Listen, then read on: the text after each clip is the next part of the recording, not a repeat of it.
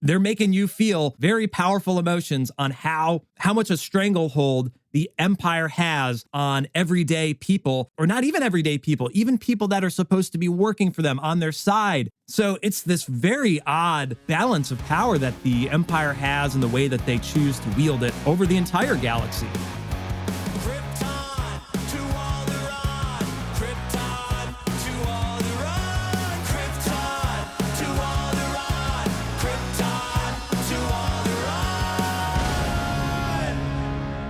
Welcome, everyone, to Krypton to Alderaan. I'm Joey, your Star Wars lover, and with me is Royish Good Looks. Hello, podcast. Hello, Joey. Hello, and we're the podcast that analyzes nerdy pop culture stuff, but it's mostly Star Wars. And this episode, we'll be discussing The Bad Batch Season 2, Episode 14, Tipping Point.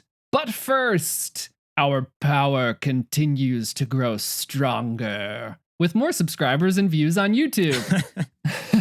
Thanks, everyone. If you'd like to join in on the conversations, consider subscribing to us on YouTube. You can also find us on any social media. Just search Krypton to Alderaan. And don't forget to stick around until the end of the show. We're leading into the finale of The Bad Batch here, and usually at the end of our episodes, we ask some listener questions. And we'd love to hear from you all, especially with leading into the finale. So stick around until the end. Thank you all so much for listening, and let's talk about Tipping Point.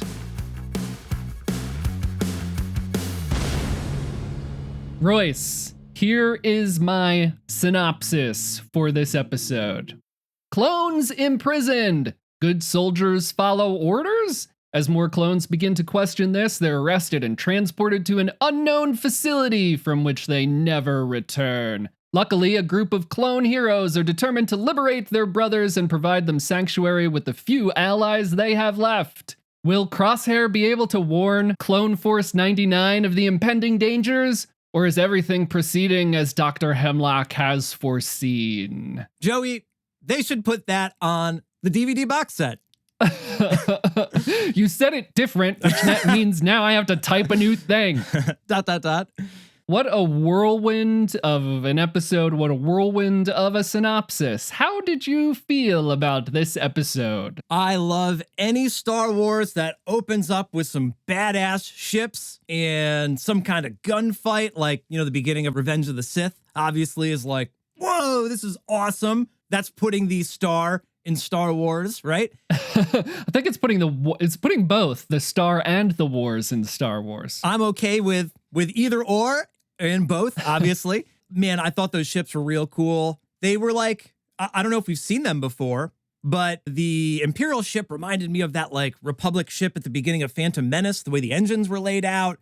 And some of the other Imperial ships have that sort of vibe. But I love when that sort of calls back to other designs, but you've never seen it before, but it's inherently Star Wars. You're like, I know where we are. Also, I guess it didn't start in space. It started in that like facility, but they launched the ship into space. Then they have the battle. And even the clone ship was super cool. That had like the little X-Wing or like U-Wing sort of engines on the back. So again, I was like, I don't know what's going on here, but I get it. We're in Star Wars. And man, what an awesome way to start off the episode of bringing back in Echo. And is that Cody? Gregor. And was one of them called Nemec? But it wasn't Nemec from Andor. But I love that intro. It got me stoked. Oh man. Yeah. I'm just replaying it in my mind right now. Who doesn't love a good space battle in a Star Wars, right? Echo's ship is so cool. It had like the leech component that like came off and went on top of the Imperial ship. Well, Gregor docked the main ship underneath for 2 points of like entry and exit. I also really loved this sequence. I also really loved the ships. Like you're saying, I love seeing like the evolution of ships throughout this. We're seeing like the pre-TIE fighters. We've seen them several times throughout the course of The Bad Batch, and I think it's really cool to see their evolution. I love Echo's ship, and it's awesome to see like modifications, all the different components from ships we've seen before. I would buy the out of that Lego set. Also, as soon as I saw Echo's ship and I saw like the leech component detach, I was like, it must be so cool to have the job of someone who designs these ships Mando had some great ones this week. I really envy the person who gets to design that stuff. Some Ghost vibes there too, with the like detaching pod that's also very functional on its own. Like, what a great idea to have like a starship with like its own little dinghy or whatever off the side, but still like totally capable. Like it infiltrated another Star Cruiser. Totally cool. It like drilled into the Imperial cruiser. It's so cool. So cool. We could probably spend the whole episode talking about that, or at least just saying how cool it was. So cool.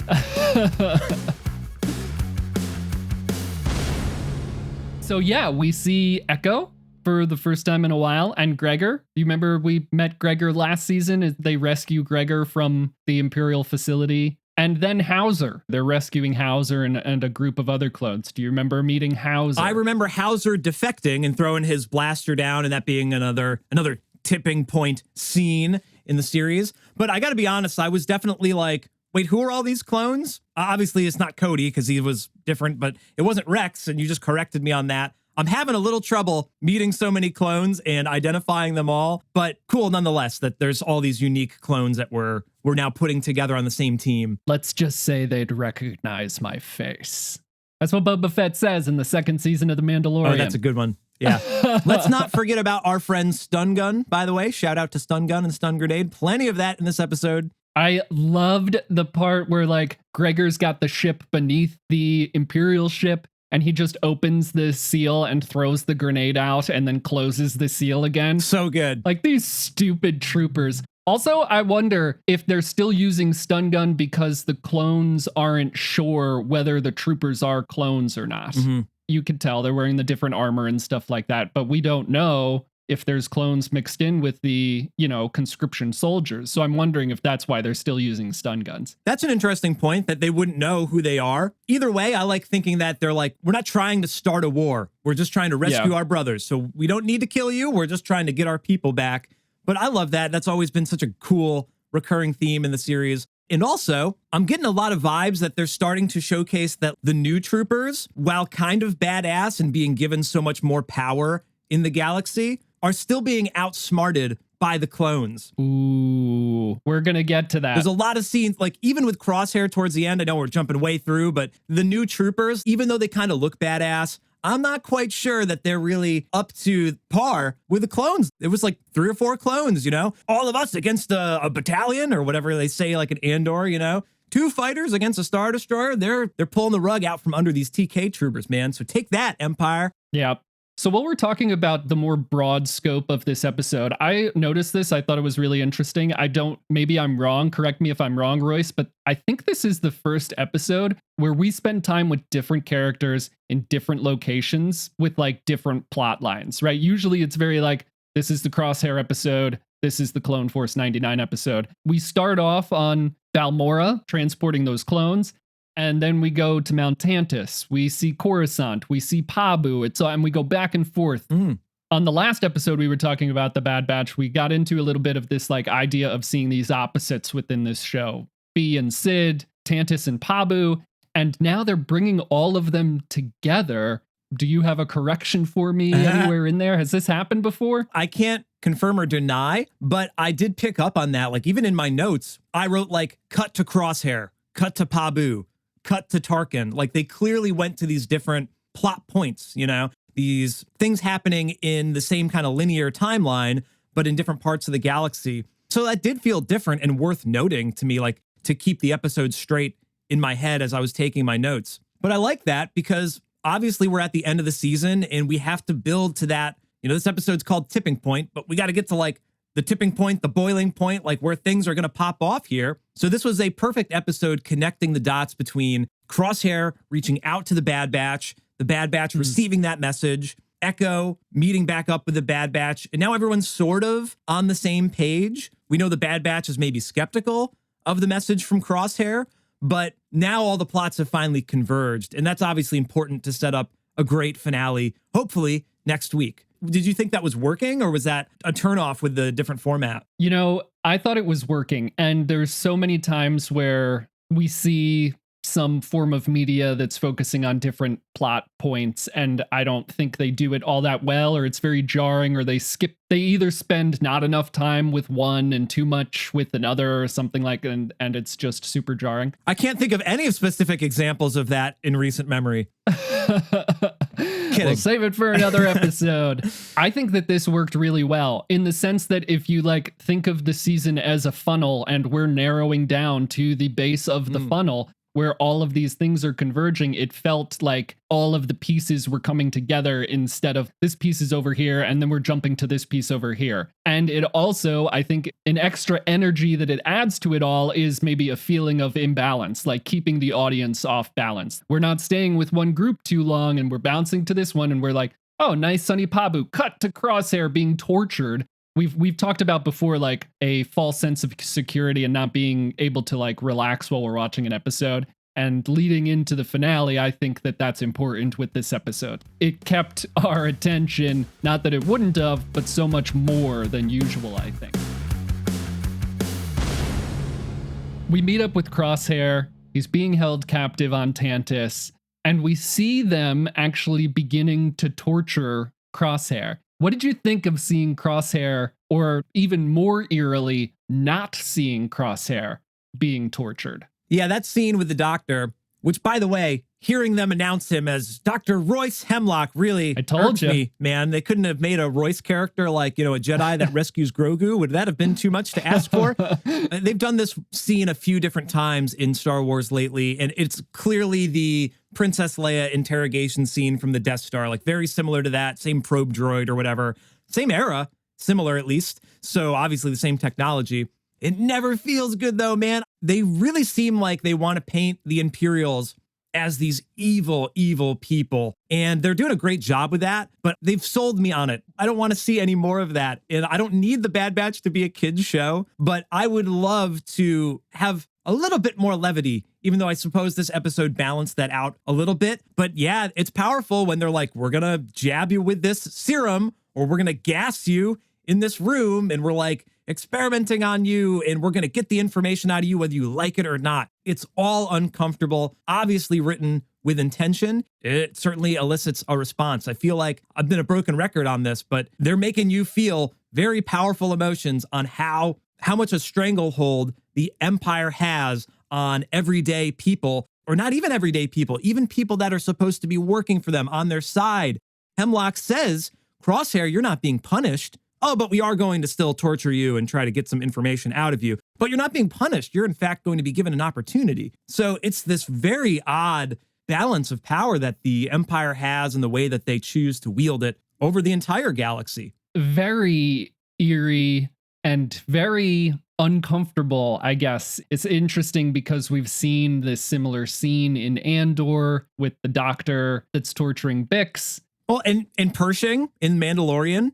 Like, how many times do we need to see this? Well, like you said, showing us that the Empire is this evil, evil organization. I mean, with Pershing in The Mandalorian, we're seeing the New Republic enter into some of these areas. So, that's not good. But hey, go listen to our Mandalorian episode on The Convert, where we get into a bit of this if you haven't listened already. But yeah, I mean, just incredible to see. We see in that moment that Crosshair is still devoted to the Bad Batch. I don't think Crosshair knows how to get in touch with them. I mean, he reaches out with his code, but he's like broadcasts it into space, hoping that they get it. But he doesn't know where they are. He doesn't know how to find them. They could be anywhere, but he's not telling Hemlock that. He's still like taking the punishment to try to keep them safe, or at least like maybe like a more honorable thing to do for his brothers in that moment. What did you think of his escape attempt? Like, we've seen in this season Crosshair be a badass soldier. So this is like post-injection from the probe droid. He's not his full self. He's weak. He's been tortured. Yeah, I love that the lady doctor's like, you're not going to make it out of here with that serum that we put in you. And he's like, watch me. I'm Crosshair, dude. Yeah. I'm going to make my way through just fine. Again, I love the poetry moments here when he's sneaking through the hallways and, very reminiscent of, escaping from the Death Star. you round a corner and there's a bunch of stormtroopers and you have a little standoff. And I gave it away earlier in the episode, but of course, like, these new troopers are no match for Crosshair. With this serum running through him, he's still able to, hold his own and get the best of them, which I love. You're wondering, like, man, is he going to escape? How is this going to wind up? And of course, he gets caught back in the net. They don't give you full levity. It's not like he escaped and he's going to go join the Bad Batch. And that would have been interesting if he was able to get away and he's like, let's mount an offensive. We've got to get our clone brothers back or whatever, That would have been an interesting take, but he's still there, captured. Again, didn't feel good. Didn't this episode end? They're still torturing him. Like, oh my goodness, why do we have to keep revisiting this? I get it. I get it. I know who the bad guys are in Bad Batch at the very least, and it's not the Bad Batch. Really, they're the good batch, if anything, right? That's not a clickbaity title, though. I loved the scene of him trying to escape, and obviously now you're more invested in Crosshair because you're like, darn, he couldn't get out. But he was able to at least get part of a message through to the Bad Batch. He's doing the right thing. It's a little spooky that the Bad Batch may not trust the message. They're like, I don't know, it could be a trap. It's a trap. But I don't want them to come back and then Crosshair is turned into like a Terminator villain and they're like, oh no, it was a trap. He's going to kill us, So I hope that there's still sort of a happy ending there. But again, connecting those dots perfectly, really. Yeah, I thought it was great. Did you think he was going to get out? Where do you think that scene was going? So the scientist Emery, who's overseeing Crosshair's torture, like Crosshair takes out the guards and then she says, you can't escape. There's no escape here for you. And that's when he stuns her instead of killing her, which I also think is important. And he takes her like key card. I initially thought his plan was going to be set all the clones loose and just like cause a riot. One way out. Out. Exactly. But I don't think that his intention was to escape. I think like his sole intention was to get a message out.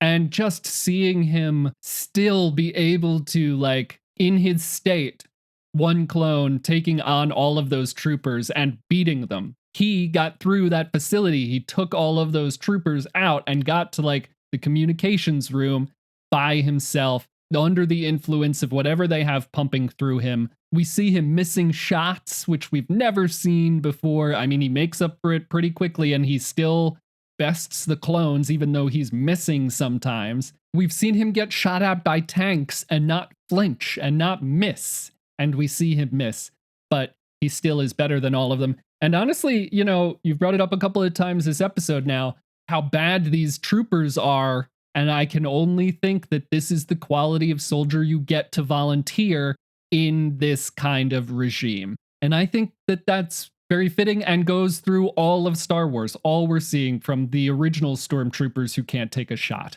Compared to the clones who were born to be soldiers, they don't stand a chance. Well, it's really ironic that they're calling the clones like, old tech, you're useless, you're being retired. And it's like, well, actually, they're way better than what you currently have, but okay.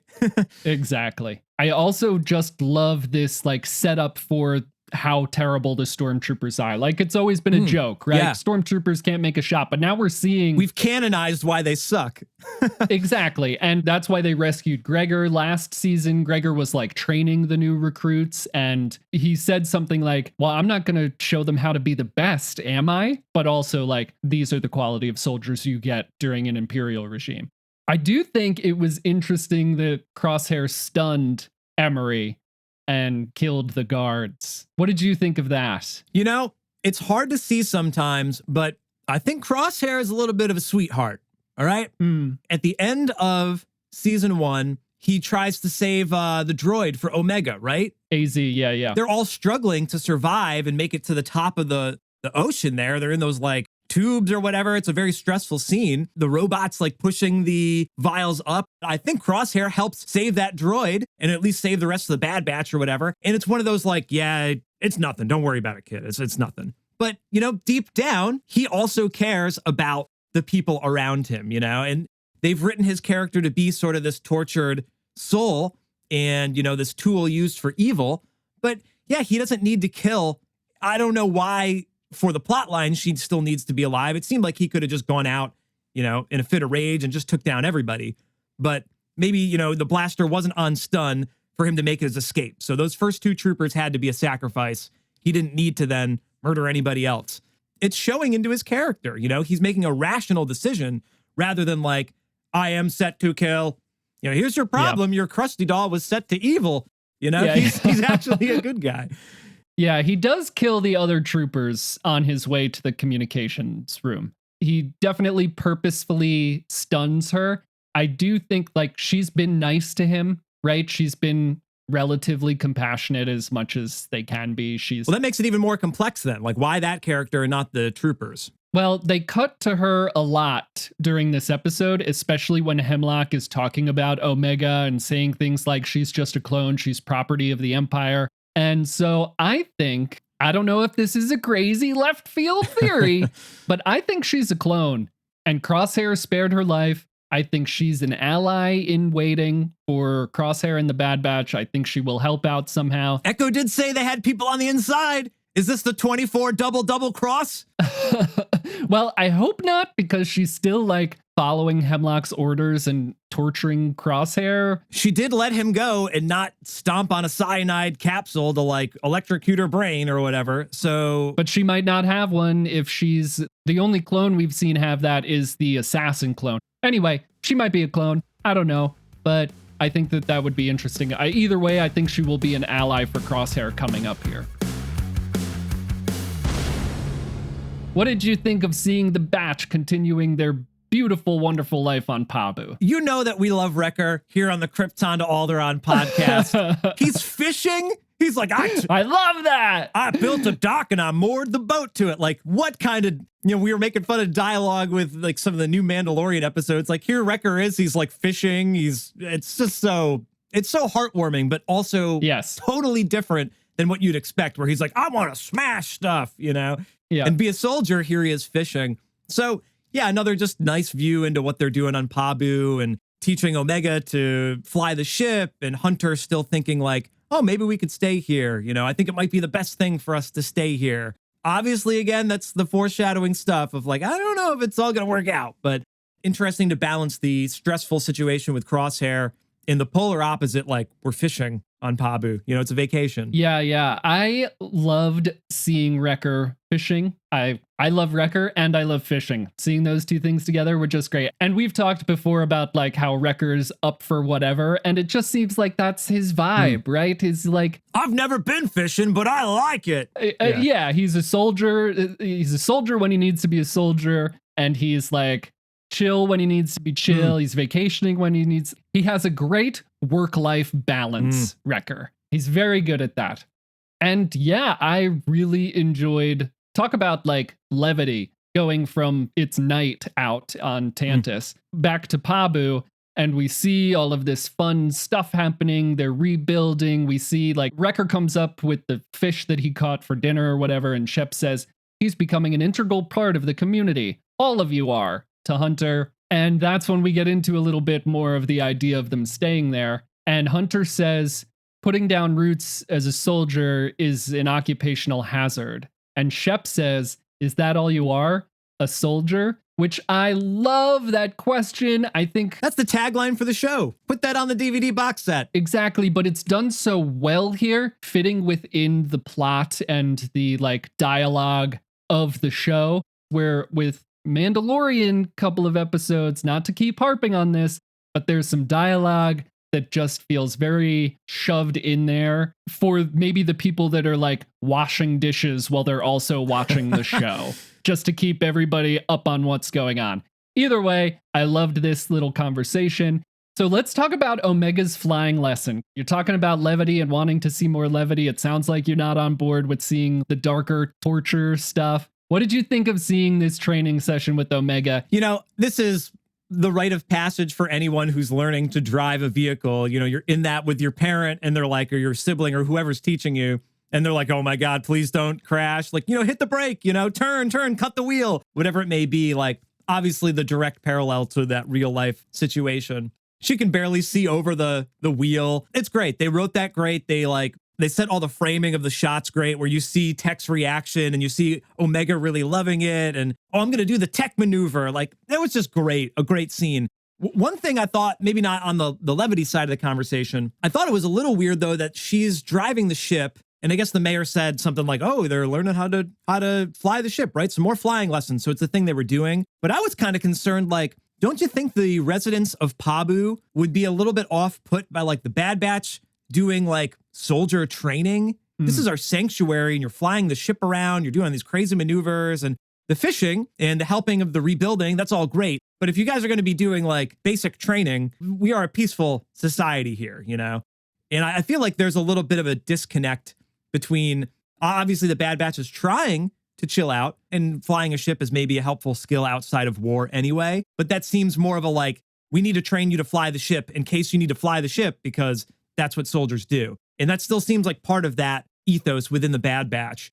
If I was a resident of Pabu, I definitely would be a little skeptical. I don't know if you're thinking about any of that. There's obviously some danger for the Bad Batch being on Pabu and how that may turn out with the residents of Pabu if the Empire shows up.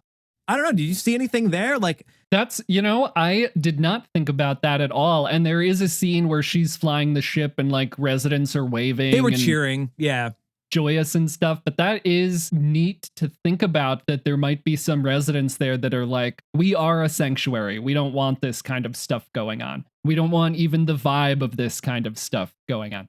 I think that's great to think about, stepping into those people's shoes, which maybe sometimes the Bad Batch isn't good at doing. I did really enjoy seeing the training session, though, and it was so much fun. It was really great to see Tech and Omega's interactions, and Omega saying, the collision alarms haven't even gone off, and Tech says, that's because they shorted out during your last lesson. But because I'm such a good teacher, yes, you are improving. He explains the maneuver that he wants her to do, and she calls it the Tech turn, and he was like, well, now that's not what it's called, but I rather like it. It's just awesome to see those interactions. I also think it's super, super fun to see Tech react to teaching his kid to drive or whatever. The subtitles actually at one point said screaming or Tech screaming or shouting or something.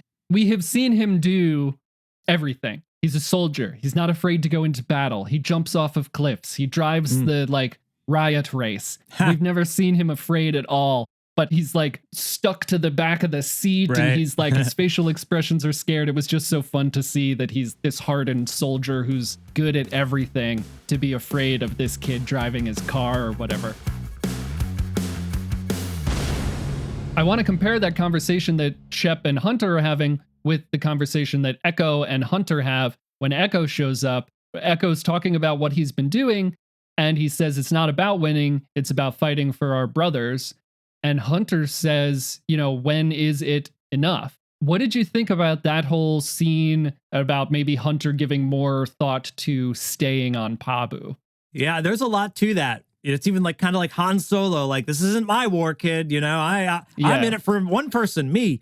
I was kind of getting some of those vibes where he's like, hey, man, we're going to be fighting people forever. I would rather go fishing with Wrecker and, just pass the time. And obviously that's the way you could choose to lead your life. The Bad Batch has been beaten down, man. They've lost so much, Camino is blown up. They've been stripped of their ranks. The Empire's hunting them. So they can either fight against this impossibly oppressive force, or they can just hide out and retire. And I think that's where Hunter's mindset is, obviously. Echo's still in the fight, and they're showing again that dichotomy between the two of them. And Hunter's further challenging Echo. You're going to die fighting these people, This is the Luthen thing, right? Like, wouldn't you like to die taking a few of them down with you, and live your life for something? Or do you just want to retire and take care of Omega? So a really powerful question for a children's animated series. It's not a children's show. Put that on the DVD box cover. But I think it's really interesting because Hunter is, the stereotypical like leader of the group. He should be the one that's like, let's take the fight to them. And here he is like, oh, maybe we could, settle down. It's the polar opposite, still leading, but leading as more of a pacifist rather than let's go cause a ruckus. So just furthering that plot. Do we retire? Do we take the fight to them? There's more to that, and we'll see how it plays out. Yeah. As Hunter and Echo were talking about Clone Force 99 staying on Pabu, Hunter says, I think this is the right thing for us to do, which, boy, we've been talking about a lot lately, but in the broad scope of Shep saying, is that all you are, a soldier? Echo coming in and saying, It's not about winning, it's about fighting for our brothers. And Hunter thinking that this might be the right thing for the Bad Batch to do. Like you said, leading his core group, leading his family, keeping them safe. It's not about winning. It's not about fighting. It's about keeping us safe. And this is where we can stay for that to happen. It's also, I think a little bit, Echo is much more tied to the regs than Hunter and the rest of Clone Force 99 are. We saw how the regs treated Clone Force 99 in the first season of this series. Echo was a reg, so I think there's a little bit more of a connection there. I'm not saying it's right or wrong. They're all, genetically brothers, but we did see that they were treated pretty poorly by some of the regs. So there might be something there, but the process of Hunter finally coming to realize maybe the right thing for them to do as a group is to not fight, not be soldiers. What else is really interesting, that Hunter puts his hand on Echo's shoulder and says, "When is it enough?" And at that moment, Tech calls up and says he's decrypted the data that Echo has brought them. And we find out that Crosshair has been taken prisoner by the Empire, that Crosshair might have turned on the Empire. And we see them question whether it's real or whether it's a trap. What did you think of that whole scene with them hearing Crosshair's message and trying to figure that all out? I think it's a little frustrating that they think it's a trap. I wish that there was some kind of line like, no, we got to trust him. He's reaching out to us, like, let's take it for face value here. They left that up in the air a little bit. So that doesn't feel good because we saw what Crosshair went through to get that message out. I had a note here that was like an alternate ending. What if, they see Crosshair being taken away after that, or Crosshair was shot and killed, and it was like a K2SO situation. Like they see him keeling over, delivering the message. And then they're like, oh my God, we got to go. They're holding clones there. So they don't know whether or not they can trust him, which is an interesting plot point, but it's frustrating as the viewer to know he's trying to help. Yeah, we have seen Crosshair's redemption. We have seen his journey. They have not. So they don't know. I mean, it's heartbreaking in that moment because, like I've said, ignore it. Send no transmission of any kind, This season completely turned me around on Crosshair. So it is heartbreaking and a little maddening for them to not believe him. Seeing Hunter at the end of this episode, when they get the message from Crosshair, the look on his face and going back to him saying, when is it enough? We see Hunter figuring out that Crosshair is on this side of that line, right? Maybe if there is a line in the sand somewhere, on the other side is like, okay, this is enough. This is where the line is. That's enough. I just want to live my life and keep my family safe. But if Crosshair sent that message, then he's still family. And if he's still family, then they have to fight for their brother, as Echo put it. So just little moments of extra dialogue and just a few words that I think really impact the characters and the storyline, which is amazing to see. I love it. We've got 2 episodes left. We see Hemlock and Tarkin speaking, and Hemlock saying decommissioning isn't enough. Decommissioning clones isn't enough. Send them to me. And Tarkin saying, I expect to see a full plan from you at the summit. And next episode, the first part of the finale, is called The Summit. What do you think about going into the finale? What do you think his plan could be? Let's speculate a little bit on what we think we might see next. Well, and Tarkin was mentioning, like, let's take out the clones, and Hemlock saying, no, bring them to me and I'll repurpose them. So there's going to be some discourse about what to do about the clones. And of course, Echo is trying to save clones. Hunter is trying to just do his own thing with the Bad Batch. So I think Hunter and the Bad Batch are going to get roped back into this, whether or not that's some kind of attack on Pabu, or just getting an information of where Crosshair is being held and then playing into that. They think it's a trap, but maybe they just play into that to get more recon. But I think, I'll give you my wild conspiracy theory. I don't think this is the last season of the Bad Batch. I think there'll probably be another season. So how do we set this up for further plot lines? I don't think you're going to want to hear this, Joey, but I think that the Bad Batch is going to get brought into this fight. Maybe they lose someone like Crosshair, or another one of their buddies. Maybe they lose Echo, and then they realize, you know what? We want to retire, but the fight isn't over. And as uncomfortable as that is, they keep bringing me back in. So I think that's sort of where this will go, is that the Bad Batch, of course, isn't going to retire unless this is the series finale, which it doesn't feel like to me. And we know that there's so much more in the story going on. So I think they're going to get roped back in for one last fight, but it's going to turn into more. And then they're going to realize there's a lot a lot more going on, and there's more we can do. I'll leave it at that for now. What do you think the ending is going to be? I have a couple of points here. Maybe some of them are left field theories. I'm curious to see what Hemlock's plan is. I do think, like I said before, that it will be turning the clones into soldiers again as dark troopers, maybe starting with these clone assassins that we've seen. I do have in my notes that I think we might see Crosshair die. I had not considered that we might see Echo, which I think would be like more of a risk for the show to take, which would be really interesting. Seeing Echo fall, protecting, saving, like based on the conversation he and Hunter just had. But my speculation was that I think we might see Crosshair die and that his last words might be, "I'm sorry," or something to that effect to the batch. Fight the Empire! Yeah.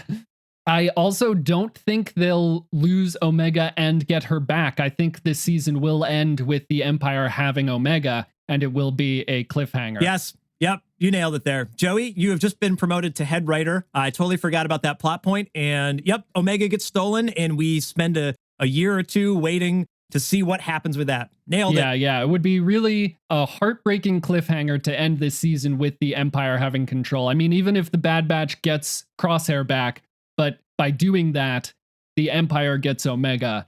And of course, like you said, I mean, I hope there's going to be another season. I don't know if it's official yet, if there is or not, but there's so much to get into here. There's so much more with the cloning stuff. Are you excited going into the finale? How do you feel? Are we kids on Christmas morning here? I've been really happy with the season so far. Super excited to see the ending. I'll be sad if it leaves us on a note that is uncomfortable for the next year or two or whenever they pick the show back up, but definitely excited for it. Yeah, same. I definitely have those kids on Christmas morning vibes. I'm worried. I'm sad that it's going to be over. I've enjoyed this season a lot. So I'm pretty sad that it's ending, but I'm very excited to see what happens. And I'm excited to see if I'm right about any of my crazy theories. So there you have it. All right, listeners, are you feeling like this is the night before Christmas? Or is it the night before the SATs? You let us know. We'd love to keep this conversation going. Leave your comments here on YouTube or hit us up wherever you like to social media. Make sure to subscribe for more covers on the Star Wars series that are coming out. Thank you for listening to the end of the show today. I have been Royce. I've been Hauser. And we've been Krypton to